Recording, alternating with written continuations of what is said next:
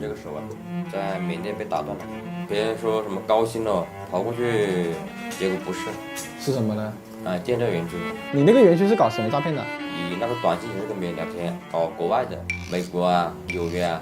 殺羊盤了。對，我不想搞嘛，公司直接把我送到兵站打斷了，他把我吊在那裡吊了幾天，吊的我臉都是白的。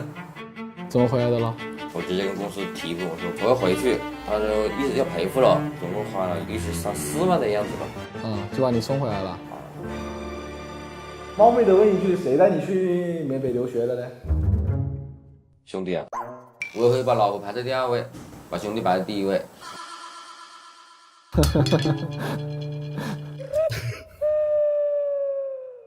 那我给你看个東西咯。已經被我們抓了啊！這個是他的筆錄，所有的事情講得清清楚楚。